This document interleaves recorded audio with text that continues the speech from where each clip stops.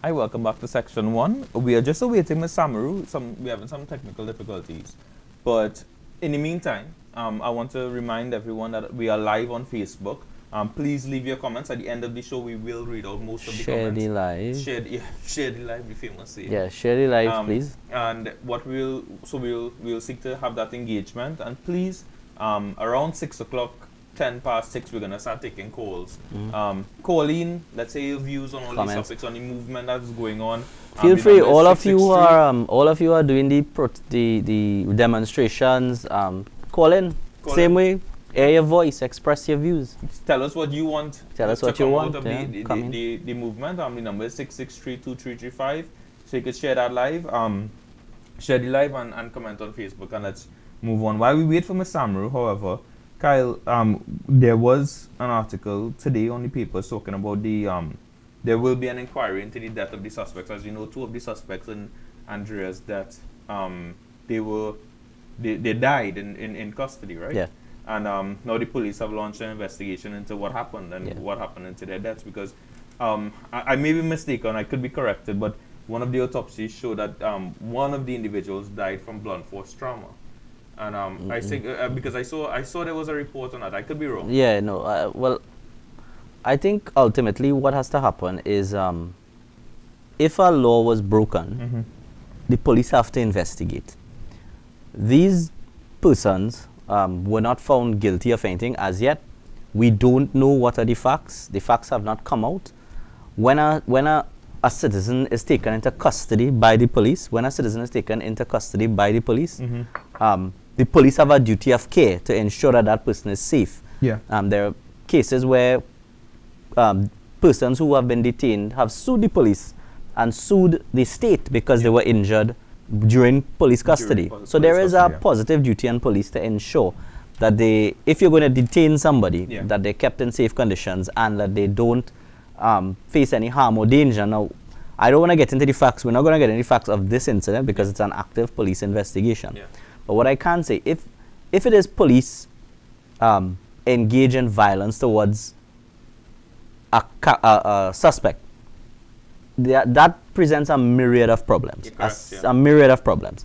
The first problem is that it damages your investigation.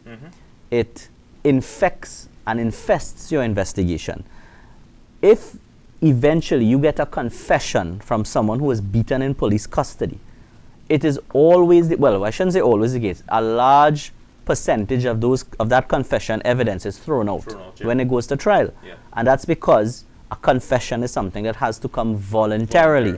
So obviously, if someone has a medical or he has pictures to show that he is blue, black, and beaten during custody, naturally, the inference is that that person was beaten to give a confession. And one of the things in the Evidence Act, the evidence bill that was recently passed, was to provide for the filming and the videoing of confession statements. To ensure that these things aren't done. Yes. Because as the Honorable Attorney General would have indicated, look, this is to prevent these indications of these things from happening. And I mean, but let's be real.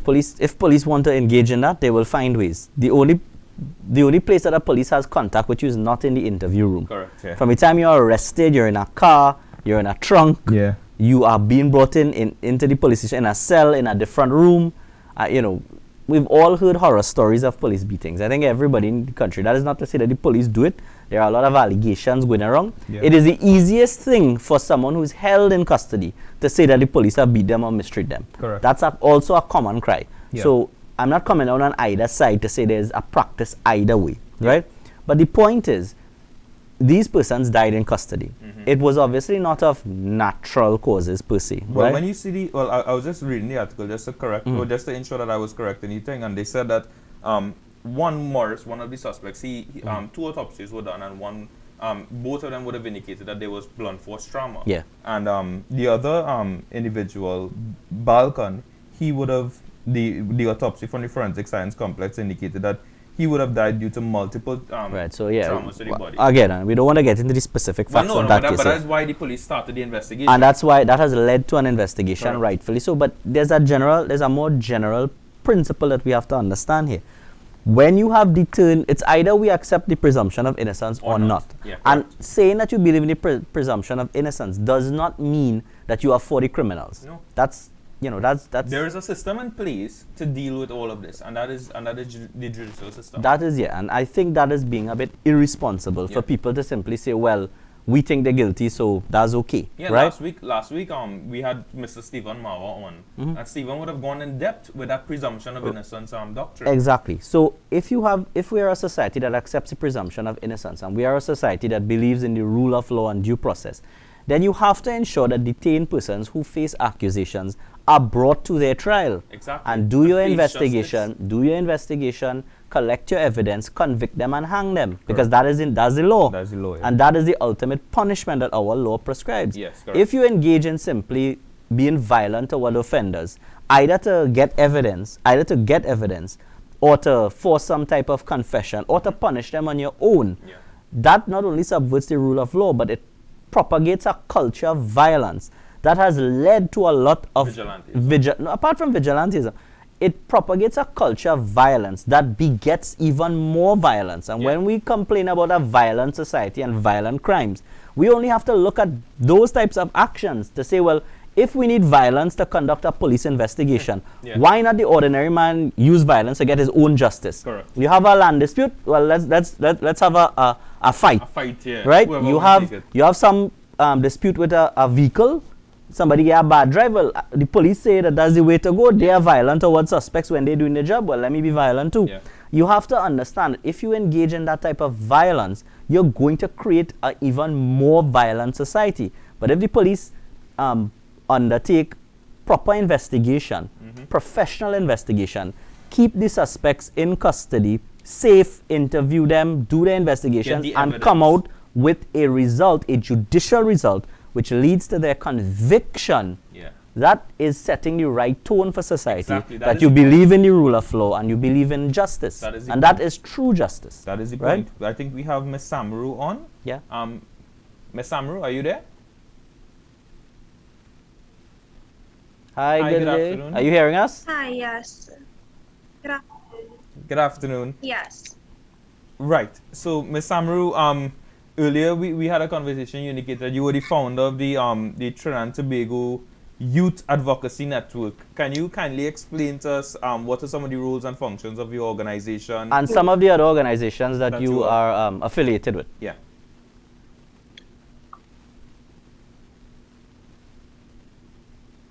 Hello? Hello? So sorry, you just broke up a little bit after roles and functions. Yeah. So basically just give us a rundown of some of the organizations that you're affiliated with and what do they do? Sure, no problem. So the purpose of the Trinidad and Tobago Youth Advocacy Network is essentially to create a platform for youths to come on and advocate about issues that are facing society that are relevant to Trinidad and Tobago, and to actually facilitate an open environment where we can now create change. I'm also part of and a body of the Trinidad Youth Council, which is the National Youth Council of Trinidad and Tobago. The essential purpose of that is to follow the national youth policy that is implemented by the Ministry of Sports and Youth Affairs. Now, part of the work that the Trinidad and Tobago Youth Advocacy Network has been doing, we actually would have started with our gender-based violence campaign since last year, November, and we would have launched on the International Day of Elimination of Violence. I believe last year that was on November 23rd. Right. That would have launched our 16 days of activism, where we would have done panel discussions. We had a panel discussion with the head of the gender-based violence unit with the TTPS. We also had someone from CAISO, as well as Ms. Asiya Mohammed from Conflict Women TT. Right. We also have advocated for 6 demands that we put before the government. And of these 6 demands, actually, one of them has been implemented with regards to domestic violence. So policy would have been changed because of that. Now, during that time, between November to December, within that 16 days, we would have had the unfortunate death of Ashanti Riley. And that is what would have launched the conversation more so about gender violence in Trinidad. Yeah. From that, things would have then died down because of Christmas and all of that. And now with Andrea, that kind of revived the conversation. Yeah. Right? So we would have regained now our coalition, which is my organization, the Youth of Oxy Network, Womantra, Caribbean Feminists, Feminist, and Catcalls of UE, and one more organization, which is the Institute of Gender and Development Studies through UE. Right? They are IGS Ignite.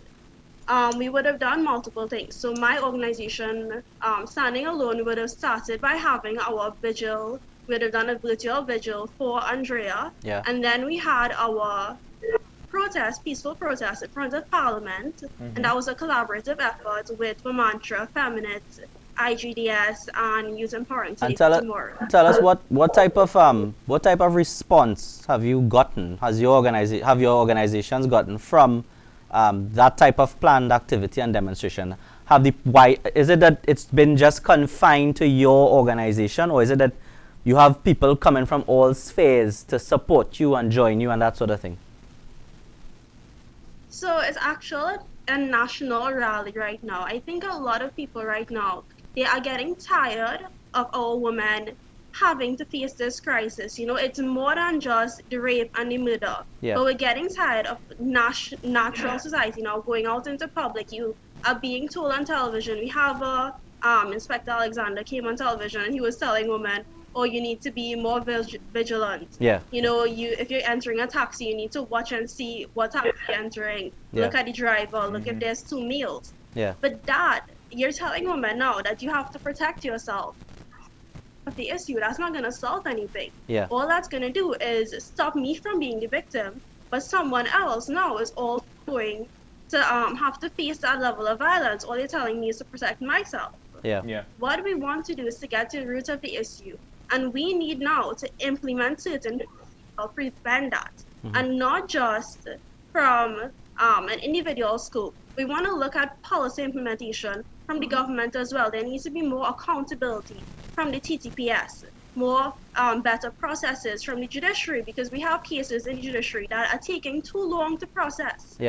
And that is now prohibiting what we actually come out of it. And all of these things, it's quite unfortunate that women have to face this on the regular. Even myself, you know, when you go out into public, you're being catcalled, all of that. So now people are coming together and we're saying enough is enough. And I think that's the message that is coming across now. So what I'm hearing there is that it seems that there are two things that you're trying to tackle, and you could correct me if I'm wrong. That there is let me put it as broad as saying there's a cultural issue where that women face difficulties, not only in the way that men treat them or respond to them in public, but also in this type of cover-up culture where we try to say, you know, we could solve the problem. It's almost like a plaster. We could solve the problem by simply telling women, be more safe, and then, you know, sweep it under the carpet. And there's a large cadre of women that are following the be safe guidelines, so that the problem is now pushed or kicked down the road. And then there's also the aspect that you're telling me about, that you are calling also for actual results in the legislative, in the judicial, and in the enforcement area of law. Let's deal with the first one a little bit first before we go on to the second one. Have your organization, for instance, sort of promulgate types of policy whereby we could identify some of these shortcomings in culture? You know that, and you let's face it, there is a sort of you know, macho and a sort of you know, overly masculine culture sometimes in our society that needs to be addressed, and it needs, you know, people need to be pointed out. That type of behavior needs to be called out sometimes, but also you need to point it out. What does your organization do in respect of that type of culture shift that you want to see? There's a delay. Yeah. So I think the first step that we can take is through education, right? Right. And one of the things that we want to implement is education reform in terms of integrating some level of gender studies at a primary and secondary level. Right. Yeah. I think that this is what people are missing, right? I feel like a lot of people are saying these men, they're monsters. You know, they're evil, they're going out there and they're doing this. We have to understand that at the end of the day, this is somebody's brother. They have a mother, they have a sister, Yeah. they have an aunt, they have people that are in their lives that are women. So you have to get to the root of the issue. What is triggering this type of behavior? Yeah. You know, it doesn't just happen overnight. This is something that is a learned behavior that happens over the course of time. Yeah. So we need to get to the root of the issue. Maybe we can't, you know, change big grown men, but what we could do is start at a lower level. Try with the youths. And then Yeah. we build our way up. Gender-based violence is not something we could solve overnight. No. And that's a reality that a lot of us need to face. This is something that has to be worked on over a course of years. Maybe it wouldn't be happening right now in my generation, but it's something that could help others when I have my children. So I know that my daughter, when she goes out there in the future, she's safe Yeah. and she's protected. Yeah. And I think that's where we need to start. We need to start with the youths. Yeah. And education throughout the system.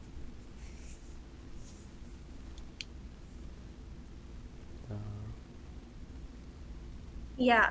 And all right, so and turning now to the more practical side, let's call it that. And by practical, I mean the more asking for specific measures to be put in place. Are there specific things that your movement would like to see implemented in the police service, in the judiciary, and I suppose in terms of laws? Are there specific proposals that you are advocating for?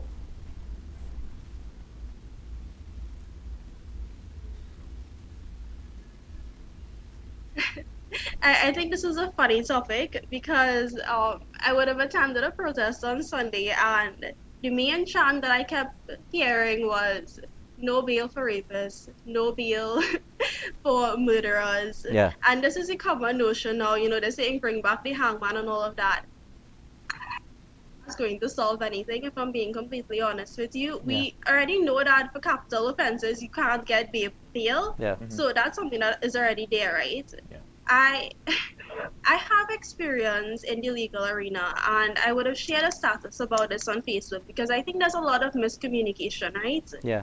Everyone has that constitutional right to reasonable bail. Correct. You can't take that away from someone Yep. because you don't understand that. I think a lot of people did a difference between the word charge and conviction. Yes, You know? exactly. Correct.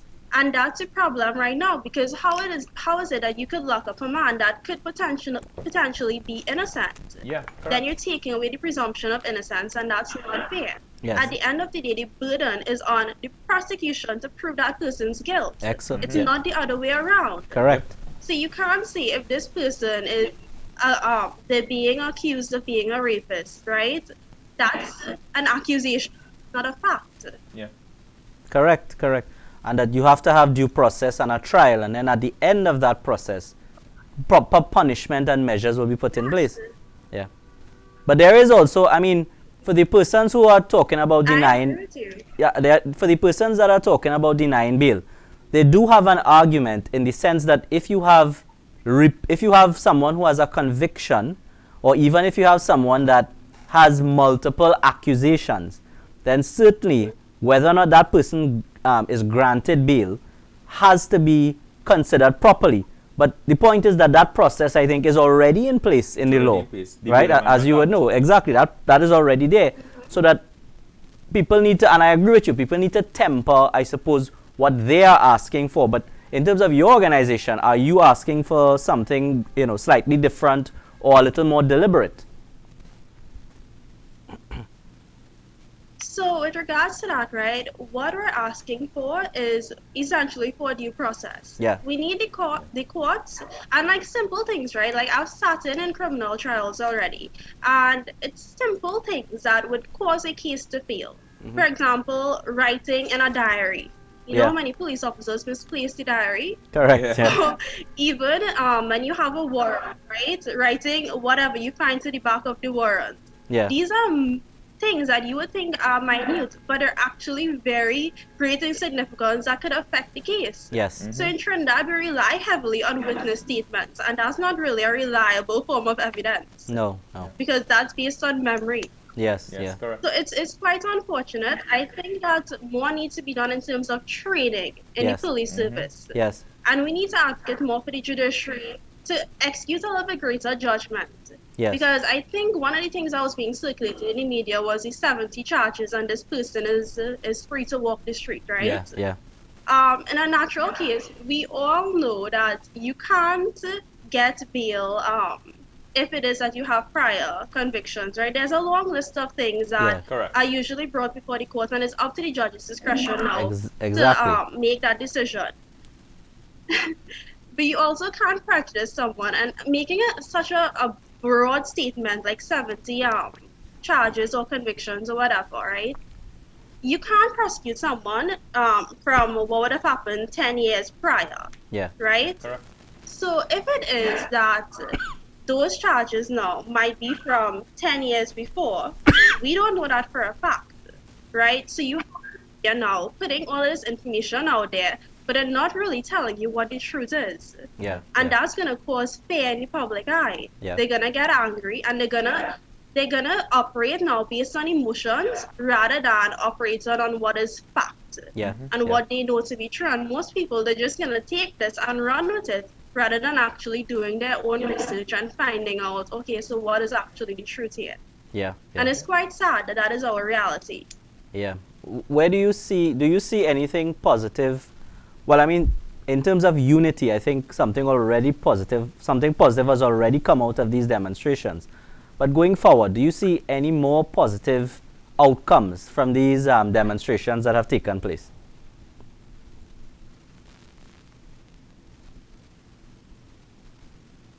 So one of the things that I would have spoken about with my organization, right, is yes, demonstrations are good because they bring awareness. The visuals are good because they bring awareness.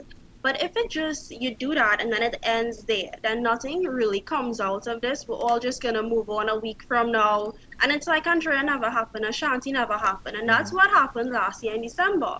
Because everyone was upset and then January came and nothing. It plateaued. Yeah. Right? So something more has to come out of it. If it is that we're having vigils and we need to strike up a conversation, what is it that you want changed? Yeah. Everyone is talking right now about the taxi service, the PA drivers and all of that. Then maybe we should take note of that and then we should fight for reform. If it is you're having a march, then march to your Prime Minister's house, march to your minister's locations, your MP's locations, and hand them a 20-something page document about everything that you want implemented, step-by-step process. Right now, we're actually doing a Right to Your MP campaign, where we would have posted all of the 41 MPs. We listed their email address, their actual physical address, their proper name. We gave directions on how to write to them. Yeah. Right. Put down what your concerns are, what you think could be changed. Because that's how you actually get change in Trinidad. Because it makes no sense doing this for the selfies or whatever, and then you go home and it's back to normal. Then nothing is accomplished out of this. I don't think I could agree You with have that. to I don't think I could put it better. I don't think. Yeah, you've said it. Very rarely can speechless. do not You've said it. speak. Yeah, And you you've put said it it perfectly there. I wonder. I don't want to embroil you in any controversy, and I don't want to. If you don't want to answer, that's fine. But because you are so much in the demonstrations, I wanted to get your view on something that has been very topical. Politicians participating in these demonstrations. What is your view on that generally? I mean, if you don't want to comment, that's fine. But it seems to now be a sort of distraction as to the real purpose of these demonstrations. It seemed that it's a distraction. Now people are engaging on whether politicians should be, and I don't want to propagate that. But what do you think there's an issue there with a politician engaging in these things, or should we leave it to be a pure demonstration and protest by the people? Should politicians sort of stay out of it? Yeah. What do you think about that? I feel like no matter where you go, you're going to find that problem, whether it's Trinidad, a different Caribbean island, whether it's America or the UK. people are opportunists at the end of the day. They will do things because they know they have a gain from it, if it's a following or if it's people relating to that emotional distress right now. So they are seeing an avenue to move into that. And I mean, I really can't comment for it. I mean, to each their own. I don't want to judge anyone's their intentions on why they're doing that. Yeah. But I'm relating that back to myself. I feel like you would not get into certain fields. I would have seen an attorney make a statement on Facebook. Young attorneys need to be careful with what they're saying because it might affect the fact that you would not be able to be a magistrate or judge later down. But the thing is, we get into this field because we're passionate about it, right? Yeah. Because we want to see change in Trinidad. Yeah. So if it is that we are in this field because we want to do good, we want things to change, then why should we limit ourselves on what we advocate for and what we push for? I agree. Just because of a job prospect? That's not fair. Yeah. That's telling you that you should get into a line of work but then follow the straight path and be completely impartial. No, you need to call out nonsense where you see it. Correct. And I think that's a very important rule when you're in the legal arena, in the political arena. And you have a right to do so. And that is what we advocate for on this show. Free speech, but responsible free speech. But free speech nevertheless. Yeah. You wanna? Cut it there. All right. Absolutely. Thanks for coming on. We hope to have you on again to discuss some of these issues. Keep up the great work that you all are doing, and hopefully we could have another conversation in a few weeks to see how things are going.